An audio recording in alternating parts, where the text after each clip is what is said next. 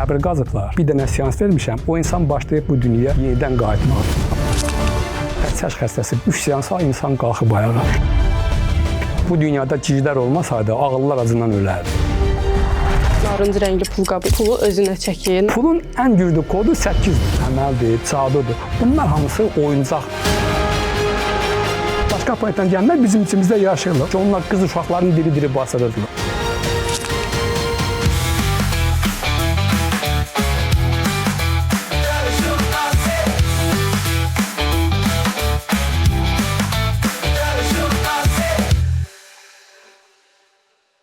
Salam. Bugünkü qonağımız parapsixoloq, psixoloq, yox, Şahsəddin İmanlıdır. Xoş gəlmisiniz Şahsəddin bəy.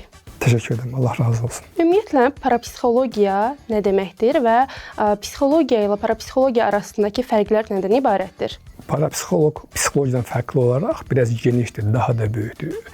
Ümumiyyətlə psixoloq sözünün mənası nədir? Psixoloq sözü ruh haqqında elmdir. Adi psixologiyanın 42 qolu var. Məktəb psixologiyası, hüquqi psixologiya, tibbi psixologiya, uşaq psixologiyası. Amma parapsixologiya ruh və onun ətrafında görünən, görünməyən elmdir. Və bunun 1000-dən çox qolu vardır. Hətta bizə məlum olmayan bəlkə də 10.000 dənə qolu vardır. Çünki bu paranormal eyni vaxtda həm görünməyən də ruhun haqqında işləyir və eyni vaxtda da ruhun ətrafında görünən və görünməyən elmlərlə məşğuldur. Bir müsahibənizə, daha doğrusu bir videonuza baxmışdım. Orada sizin sözlərinizə görə parapsixoloq ruh, can və bədənlə əlaqəli bütün xəstəlikləri müalicə edə bilər. Yəni parapsixoloqlar həkimlərlə eyni işimi görür? Biz eyni vaxtda da eyni işi görürük, amma eyni vaxtda da bizim aramızda dünyalar qədər fərq var. Tibbin banisi Avicenna, İbn Sina nə deyir? İnsanın ruhunu müalicə eləməmiş, cismini müalicə eləməyin mənası yoxdur. Ənənəvi tibbi nə ilə işləyir? Bədənlə. Əgər biz parapsixoloji nöqteyi-nəzərdən baxsaq, insan 3 hissədir. Ruhdur, candır, bədəndir. Biz eyni vaxtda həm ruhla, eyni vaxtda canla, eyni vaxtda da bədənlə işləyir. Amma ənənəvi tibbi sadəcə olaraq sırf bədənlə işləyir. Bunu fərqini başqa bir, belə deyək ki, misalla biz deyə bilərik ki, tutaq ki, məsələn, ana bətində ana hamilədir. Ananın bətində uşaq var. Və 9 ay ana bətində uşaq orada böyüyür. Ənənəvi tibbi nə edir? Ənənəvi tibbi uşağa təsir eləyə bilmiş ki, anaya təsir edir, düzdür? Və ənənəvi tibbi sanki anadır, biz eyni vaxtda həm anayıq, həm uşağıq və eyni vaxtda da onların ikisinə təsir eləyən qüvvəyik. Ona görə də ənənəvi tibbi ilə bizim aramızda belə ki, dünyalar qədər fərq var. Onlar sırf bədənlə işləyir, amma biz eyni vaxtda həm ruhla, həm canla, həm bədənlə, ruhla, canla, bədənə təsir etməklə tam bir qüvvə alırıq. Amma əslində qala məqsədimiz eyni. Düzdür, onlar biraz yarımçıq işləyirlər. Çünki ruhu, canı bilməmiş, bədəni müalicə eləməyin mənası yoxdur. Bayaq dediyim kimi, İbn Sina'nın dediyim ki, insanın ruhunu müalicə eləməmiş, cismini müalicə eləməyin mənası yoxdur. Deyirsiniz ki, istənilən problemi, istənilən yəni bir sağlamlıq problemini həmin insanın şəklinə baxaraq müalicə eləyə bilərsiniz. Yəni bu necə mümkün olur ki, insan sizin yanınızda olmadan bir şəkillə necə bir problemi həll eləyə bilirik? Bunu biz belə deyək ki, sizə qoy birinci başdan deyim ki, məsələn, bu duanın ən bir yuxarı formasıdır. Götürək bütün dinlərdə, o cümlədən bizim müqəddəs kitabımız Quranda da var ki, biz dualarla müalicə. Məsələn, tutaq ki, insan qorxudur, məsələn, negativ qüvvədən qorxsa, Nasdır, Fələqdir, bu surələri oxumaqla nə edirik? İnsan başlayır şəfalanmağa. Eyni vaxtda da biz şəkillə müalicə edəndə sanki insanın bütün o ruh, can, bədən arası münasibəti var. Onu tanlıqla görürük. Bu da dediyim kimi duanın bir forması. Amma sırf şəkillə müalicə edirlər. İnsanlar deyirlərsə sırf şəkillə müalicə edirlər, yalandan deyirlər. Niyə yalandan deyirlər? Çünki əgər siz yenə ali savaddasınız. Əgər fizik elmini biz bilsək, ruhla can, bədən arası münasibət 13-dür, 23-0-da açılıb bağlanır. 21-0 nədir? Kvardilyarddır. 23-0 kvardilyarddan yuxarıdır. Bu milyon deyil, milyard deyil, trilyon deyil, hamısından yuxarıdır. Demək, ruhla can, bədən arası münasibət həmən dəyişir. İndi biz çəkdiyimiz şəkil bir saydan sonra orada olmur. Sadəcə olaraq onlar illüziya olaraq insanları biraz deyək ki, çaşdırırlar. Şəkil, orada əsas şəkil yoxdur. Əsas orada ruhdur. Biz birbaşa ruhla, necə o biri dinlər kimi, dedim, məsələn, tutaq ki, insan gedir, həccə gedir. Bəli. Ya gedir Məşədə, Kərbalaya. Biz deyirik ki, al bu oğlumun şəklini, qızımın şəklini oradan dua elə. Uşağı olmuruna dua elə, onun adından. Biz də həmin işi görürük, amma biz konkret olaraq o ruha birbaşa əlaqəmiz olduğuna görə həmin şəkildə sadəcə olaraq baxırıq ki, konsentrasiya olsun. Amma söhbət şəklindən müalicə getmir. O yalandan insanlar alladırlar ki, şəkli verdilər, şəkillə əməl elədilər, cadu elədilər. Bunlar hamısı yalan şeylərdir. Bu insanları sadəcə olaraq aldatmaq üçündür.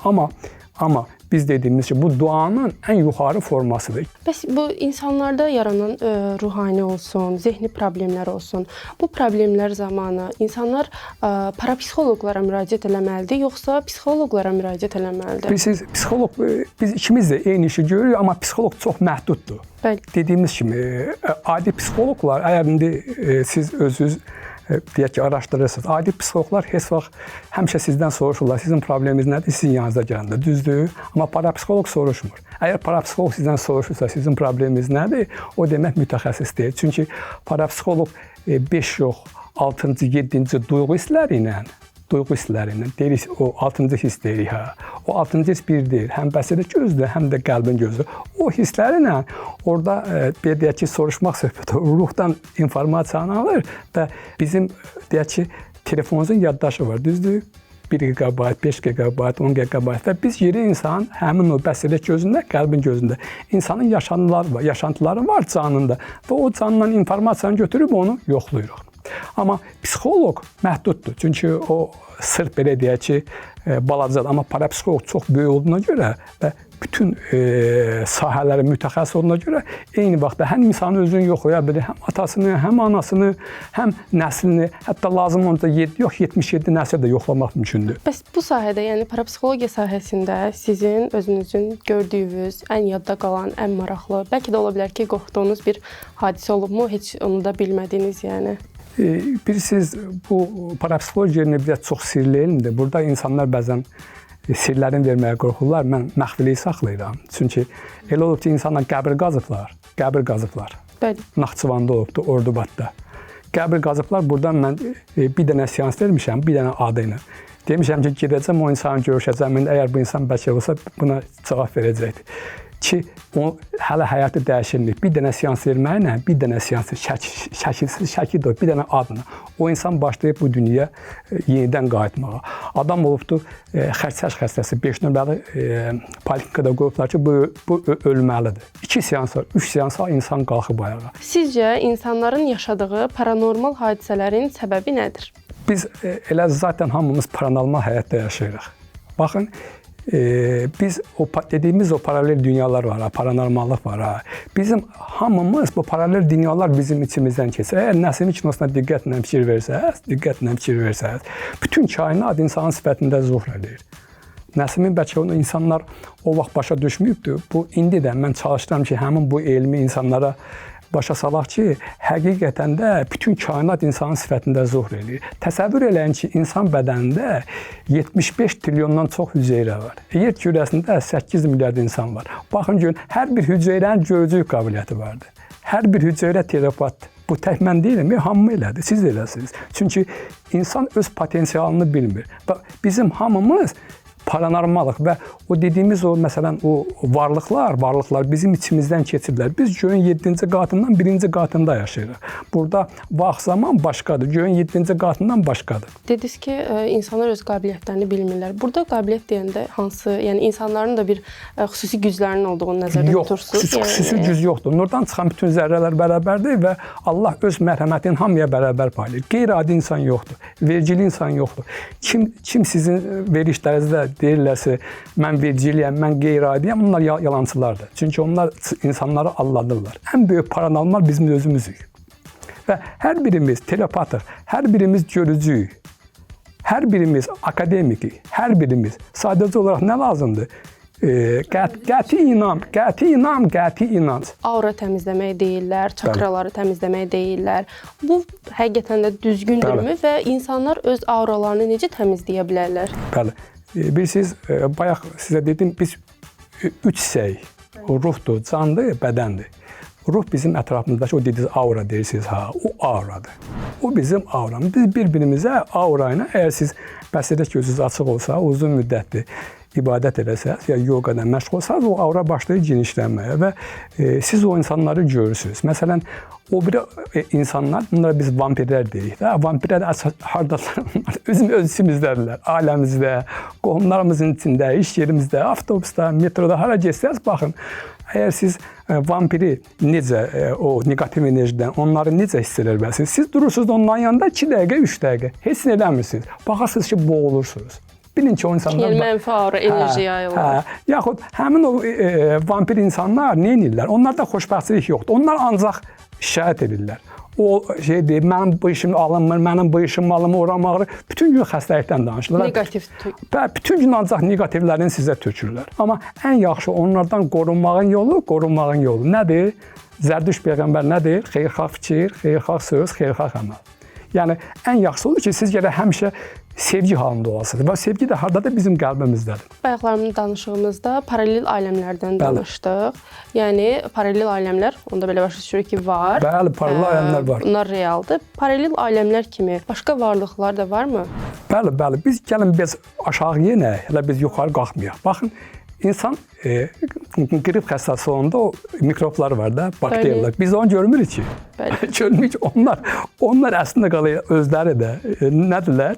Birbaşa başqa planetdən gələn viruslardır.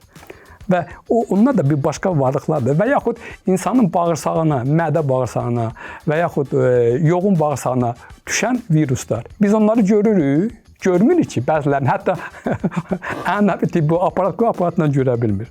Demək, bizim ətrafımızda ətrafımızda bizim içimizə düşən varlıqlar ətrafımızda var. Biz varlıqların ən şahıyıq. Çünki Allah bizi ol deyib yaradanda bütün varlıqların şahı insandır. Və bizim ətrafımızda hər cür varlıq var. Düzdür, İslam biraz deyir ki, cindir, şeytandır, iblisdir. Sadəcə olaraq Məhəmməd Peyğəmbərin zamanında insanların şuuru o səviyyədə deyildi ki, o qədər açıq danışılsın. Çünki onlar qız uşaqlarını diri-diri basırırdılar. Və insanlara o haqda məlumat vermək olmazdı. Çünki insanların şuur səviyyəsi o səviyyədə deyildi. Bizim ətrafımızda varlıq 3 deyil, 5 deyil, 10 deyil, 100 deyil, 1000 deyil, 10.000 deyil, 100.000 deyil. Sadəcə olaraq biz göyün 7-ci qatından 1-ci qatdayıq. Və bizim bədənimizin, hüceyrələrimiz arası biraz o qədər sıxdır ki, biz onları görmürük. O varlıqlar bizi deşib keçirlər. Bəzən, məsələn, dediyiniz o, deyirlər ki, başqa planetdən gələnlər, başqa planetdən gələnlər bizim içimizdə yaşayırlar. Onlar sadəcə bizi içimizdən keçirlər. Onlarla bizim aramızda pərdə var. Və onlar bizə heç vaxt təsir edə bilməzlər. Yəni, insan içə cin girə bilməz. Yox, girə bilməz, mümkün deyil. Yox, yalandır. O insanlar özlərini qorxuya salıb, aurasını deşilən vaxt onlar o enerjini çəkə bilər. Və bəzən onları yoxlayanda baxırsan bu cin deyir, bunlar o qədər qorxuduqlar özlərinə mərkəzi sinir sisteminin pozğuntusudur.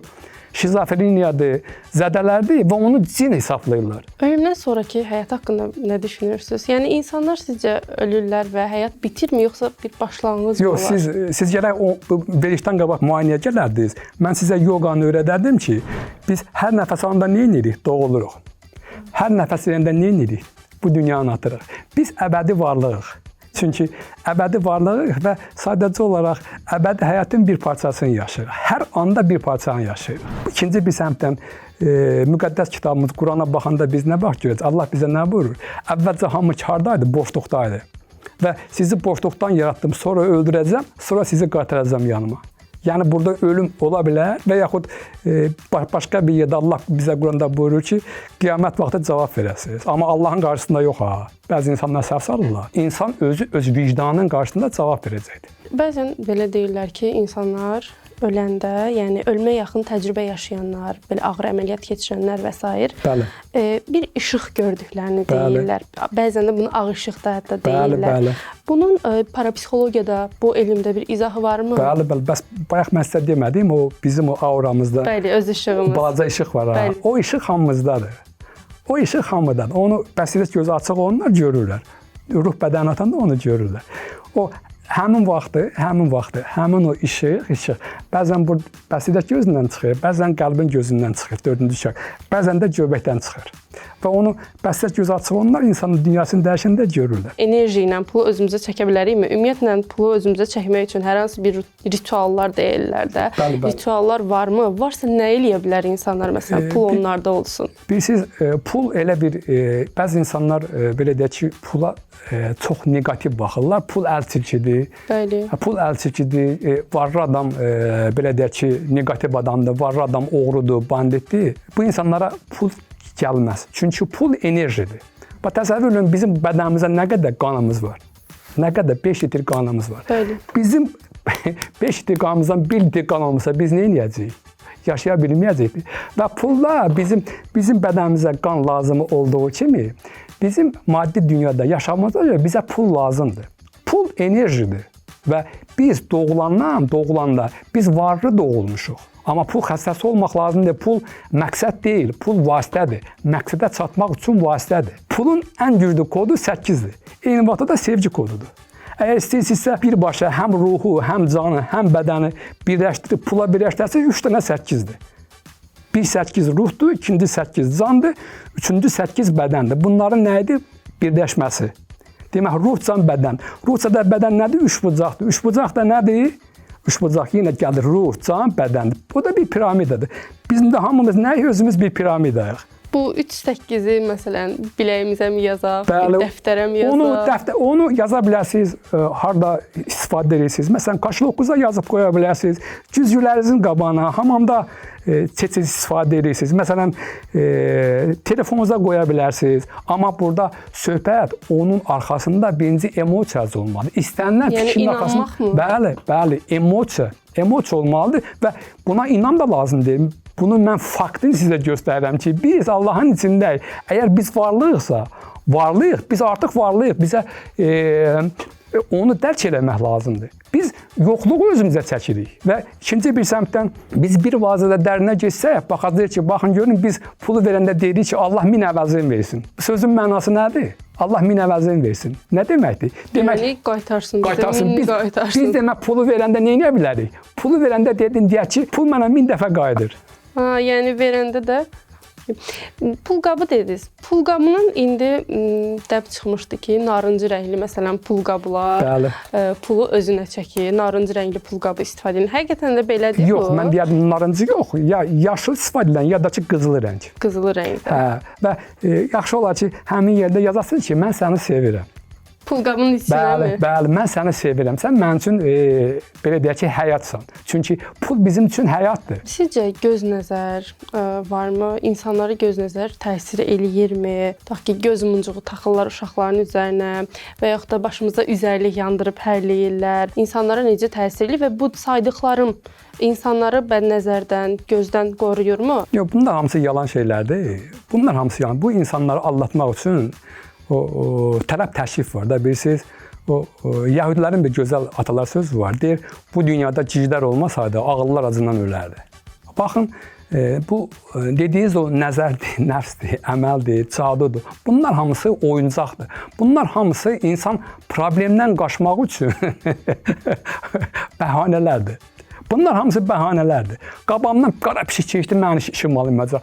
Süt asqırdı, mənim işim alınmadı. Bunlar hamısı yalan şeylərdir. Üzəriyin məsələn toxumundan qan təzyiqini aşağı salması onunla udmaq olar. Bu dərman kimi istifadə edilir. Amma o gözdən qoruyur, yalan şeydir. O cümlədən də əməl, cadu. Bunlar hamısı insanların beyninə virus alıb o təlqindir. Təlqin bilirsiniz nədir də? Təlqin, hipnoz. İnsanları hipnoz edirlər, sən cadu edirlər, sən əməl edirlər. Bunlar hamısı yalan şeylərdir. Siz bir şeyə inanmırsınızsa o şey yoxdur. Bir şeyə inanırsınızsa o şey var. Amma təəssüflər olsun ki, bizim insanlarımız o qədər savadsızlar, o qədər mənə də müraciət edirlər. Gəlir, bir dənə baxsan, yanıma insan gəlir, boyu 1 metr 90 santimdir. 1.90. Məndən aurası təmizdir, məndən güclüdür, deyə mənə cadu olunur. İnsan öz adını dəyişdirərək, öz alın yazısını, qismətini dəyişdirib yenidən yaza bilər. Ümumiyyətlə nədir? Alın yazısı nədir? Qismət nədir? Sərbəst iradə nədir? Biz demək bu dünyaya gələndə üçlük müqavilə bağlayırıq. Atadır, anadır, uşaqdır. Hətta müqəddəs kitabımız Quranda deyir ki, 4 ay belə 10 günlüyündə ruh verilir. Amma biz onu yoga sistemi biraz da qabaqdan görürük. Çünki bizim o qabaqcı müqavilələrimiz var. Uşaq ana bətninə düşməmiş, o gəlir ana bətninə girib, çıxıb qayıdır. Çünki bizim biraz bir yoga sistemi biraz da çox şeyə gedir, dərinə gedir. Burada problem ondadır ki, bu üçlük müqavilə gəlmə. Bax, bu gün mən sizi bura məni çağırıbsınız. Düzdür, bu nədir? Bu eyni vaxtda alın yazısıdır, eyni vaxtda sərbəst iradədir, eyni vaxtda da talih və qismətdir. Demək, bizim talihimiz, qismətimiz, alın yazımız orada yazılır göydə. O Hindistan ki, onda baxırsınız, deyirlər ki, bizim alın yazımız orada yazılır. Onu həqiqət deyirlər. O yazılanlar var. Amma 1, 2, 3 dənə alın yazısı qismətin qabağında sərbəst iradə var. Sərbəst iradə var. Mən bu gün burası Ninditə gəldim. 25 dəqiqə qalmış burada oldum. Siz mənə demişdiniz saat 5-ə. Düzdür? 25 dəqiqə tez gəldim. Niyə tez gəldim?